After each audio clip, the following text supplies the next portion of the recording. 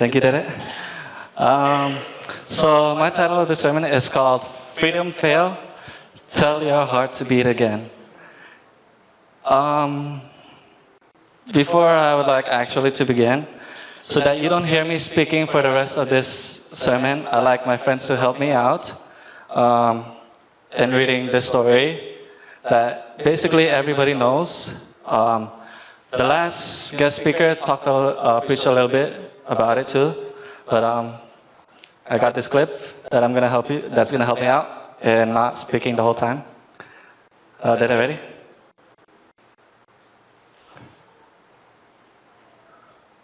Hopefully it works. It's found in Luke 15, verses 11 to 32. Then he said, a certain man had 2 sons, and the younger of them said to his father, Father, give me the portion of goods that falls to me.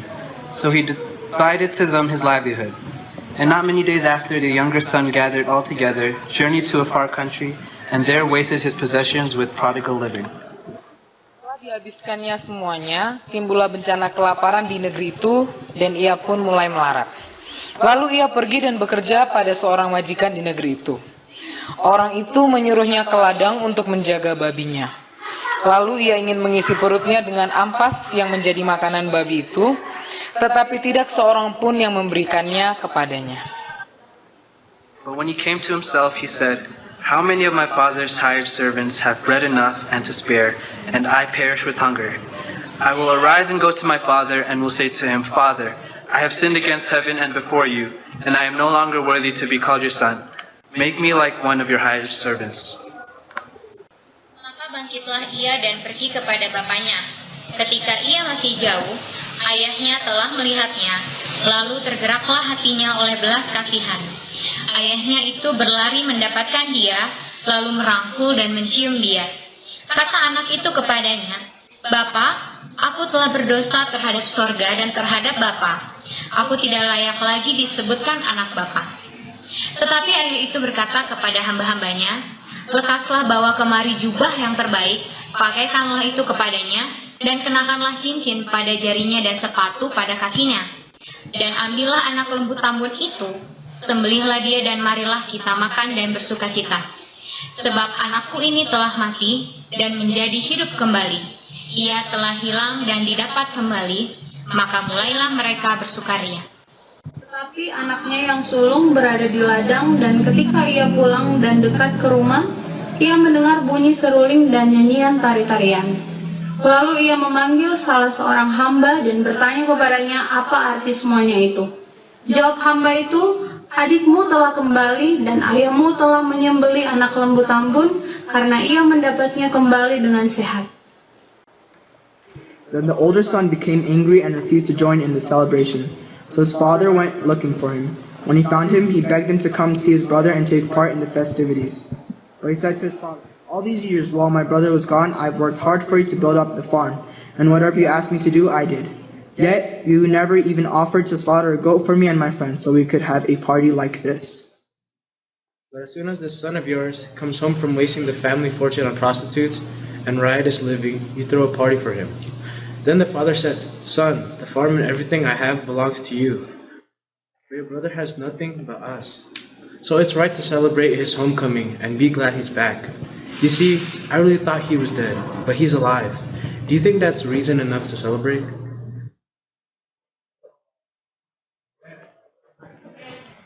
Thank you guys for giving the whole Bible story. But yeah, so we're all familiar with this story, which is called the prodigal son. So I won't go much into details. But Jesus begins the parable with the father's son, the youngest one, who committed a freedom fail. Now, a freedom fail is where we make a plan where we leave something worse for something better. We leave our circumstances, our past, for a future where we think in our minds, the place we've been planning or dreaming, where we think that life will treat us better. Now, the reason why it's called a freedom fail is because the enemy conveniently crops the disaster of our freedom plans. Now everyone knows what a crop is, right? Everybody here has a Facebook, and if you have a picture that you want to upload on Facebook, like something that you wore, something nice, and then something in that picture that you don't like, so you want to crop it out, well, that's basically what the enemy does to us. Now, how do we avoid this situation? Well, we gotta ask God to give the eyes to zoom out and see the whole picture. Now, but the son doesn't do that. And he begins his journey. He's enjoying life, but then he runs out of money. And usually when you run out of money, you lose your so-called friends. Then out of nowhere, right on cue, oops.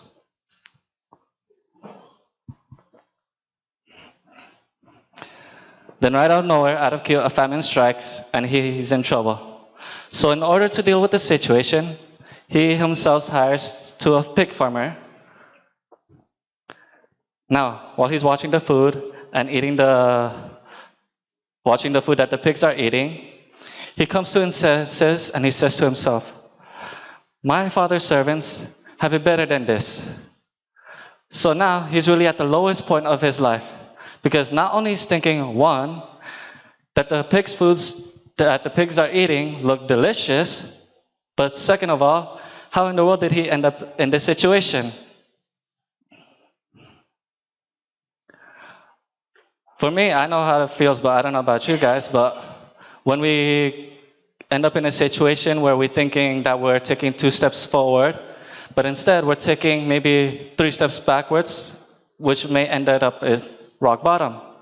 Now, as the saying goes, whatever comes down, that if you're really low, the only way is to go up, right? So, what does he do? He decides to begin to plan.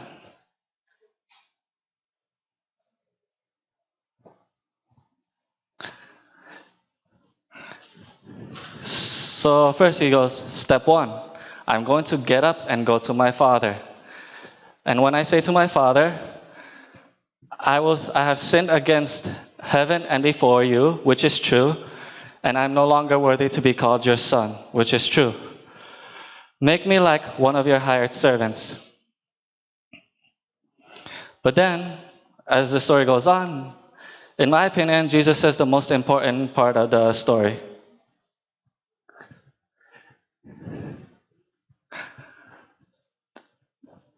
And he rose and came to his father, but when he was still a great way off,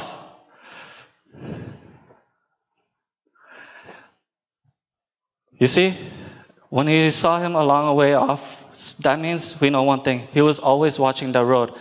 The father never turned his back on his son.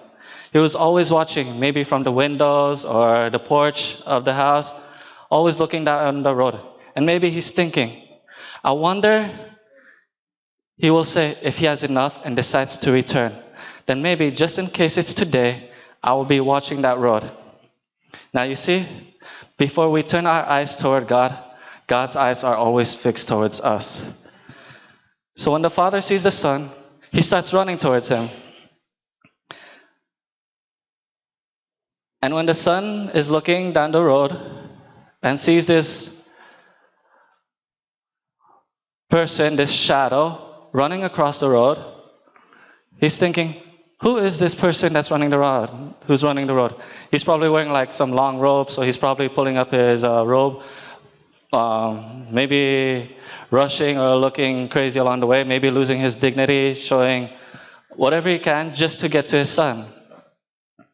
And then, when the son realizes that it's his father, he's probably thinking, in my opinion, this is worse than I thought. He's not going to crush me when I get to the house. He's going to crush me on the road. And while he's preparing to say speech, now, he's probably thinking that because if I ever see my father running down the road or running towards me, there's only one thing that's going to happen, and it may not be physically good. So he's probably thinking the same thing as I would if I see my father running down. So when the father gets closer, he does crush him, but in a sort of different way. He runs and embraces him and kisses him. Now, all this time, the son, whenever maybe he gets the chance to get some air or the chance to say his speech whenever possible, the father's servants comes up and looking at their master, they're probably thinking, is he going crazy? Because they've never seen him anything like that. Now the father, he's probably ignoring his son's speech and looking at his servant and say, what are you guys looking at? Bring out the best robe, put a ring on his hand, and sandals on feet. Not only that, kill the fat calf and let us celebrate for my son, for he was dead and is alive again. He was lost and is found.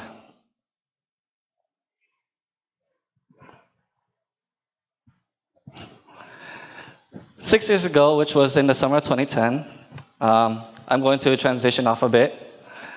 I graduated from GAP Stevens to get my high school diploma. Just like the prodigal son, I wanted a new perspective. I wanted a new, fresh outlook. I wanted a new journey. So, that time I was ready to tackle on the world and ready to embrace on this new journey. It was the best summer of my life at the time. But at the same time, although I was ready, I was trying to figure out to do what with my life. You see, I've always wanted to go to New Jersey Institute of Technology, but I knew I didn't have the money to support it. And so while I was looking for a job at the time, I also had something else. I also had put my eye on something else. Something that's not going to directly impact me, but also at the same time, it's like one of my passion, all my emotions into it. Now, as you all know, I'm a certain fan in the sports world, and in that summer, there was going to be a huge decision. I'm not going to go talk too much about it, but yeah. This guy, this player, decides to abandon his home city, decides to join South Beach. He literally says, I'm taking my talents to South Beach, while also for me, I'm taking my talents, my high school diploma, to Kutex.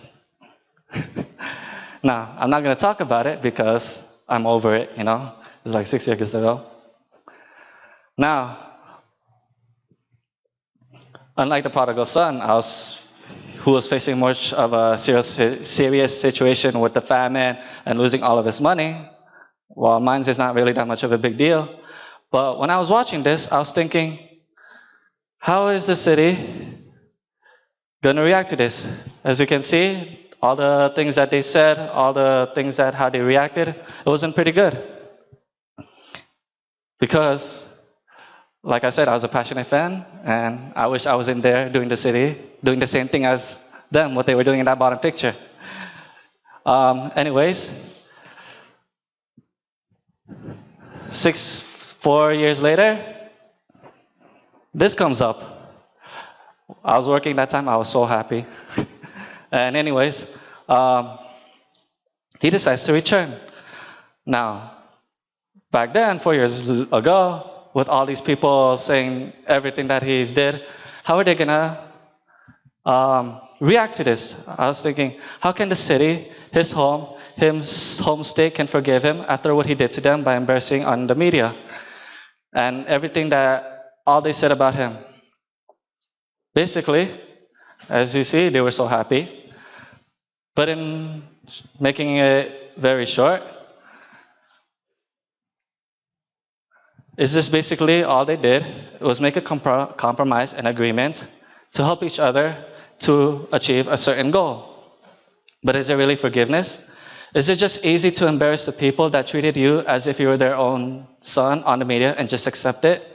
To abandon them after making promises that make his fans feel like they were part of something special?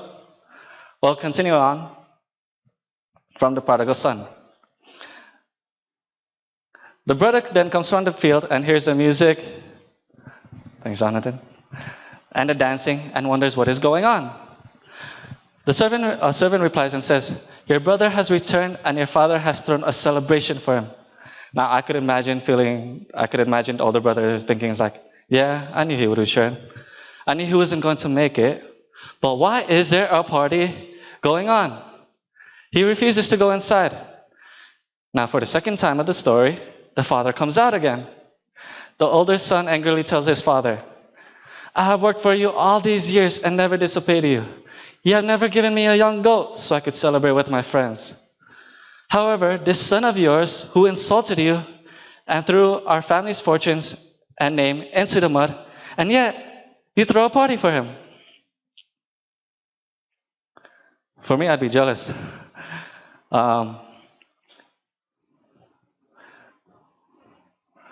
The father replies, Son, you have been with me all this time, and everything I have is yours. But this brother of yours was dead and is alive again, lost and is found. That is why we had to celebrate. Now, when I read the prodigal son of this parable, sometimes I would think that forgiveness is easy. That getting back up again and going back home and having a celebration is easy, like the saying goes, forgive and forget. But in reality, I forget the one who is telling this story is coming from the mouth of Jesus. He who came down from heaven and left his glory, his home to be born in this world of mud so he could take all our sins, stretch out his arms and die for us, rise up from the dead so we could get back up and live. Forgiveness, in my opinion, is something we tend to take for granted, thinking that, we ask God to forgive our sins, but also at the same time that through it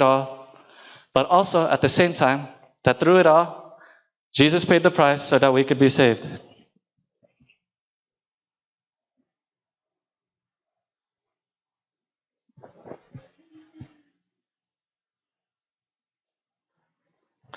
As the theme verse says in Romans 5 verse 8, but God demonstrates his own love towards us in that while we were still sinners, Christ died for us. Before I conclude this sermon, I want to tell a certain story. Give me a minute.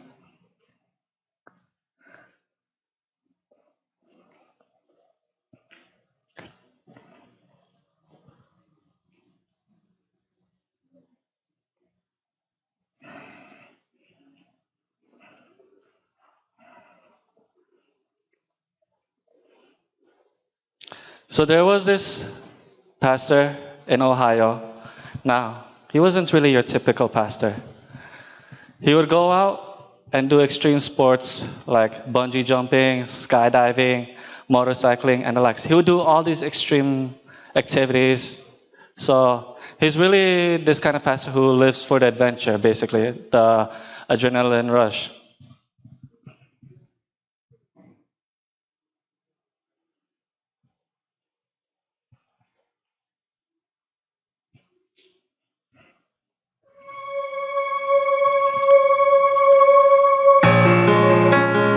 Now, there was a member of his church who was a heart surgeon. And one of the things he wanted to see was an open heart surgery, in which he was successful in convincing this surgeon of his to allow him to see it.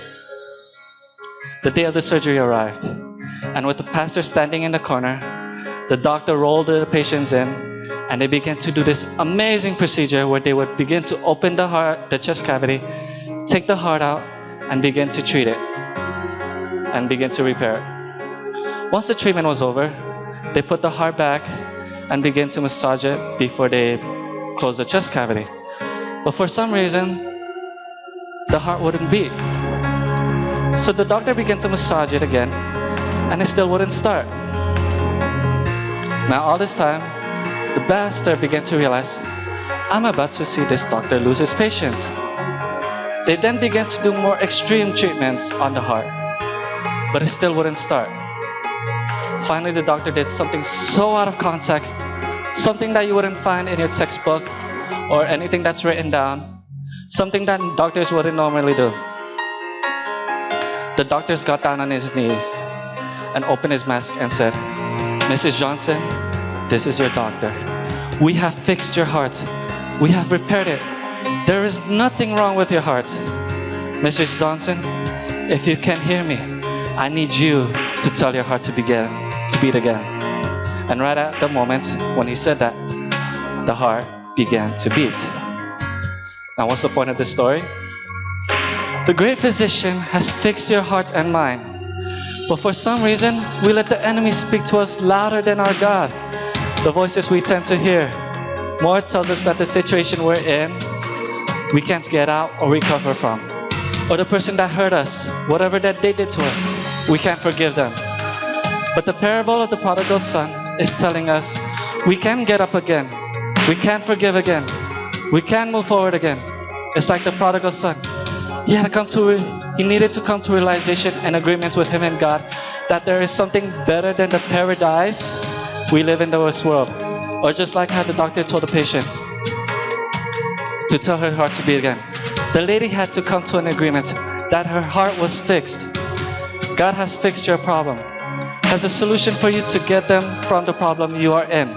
The heart has been fixed. But we all have to come to an agreement with ourselves and with God. When I look at the past, the struggles that I went through during the past few years, the problems I had, especially the year before, I look at it and say, yeah, those were troublesome times. But then again, it doesn't look bad anymore because I look at what God has done for me. I look at the poem titled Footprints in the Sand, where it says, during those times of trouble, where you only see there's one set of footprints, it was then that I carried you, because He has loved us and He will never leave us. He wants us to hope again. He wants us to believe again, to trust in Him. To know that we're not bound by the past and the future can begin again, for He has plans for us. The great physician, our Father, through Jesus Christ, wants us to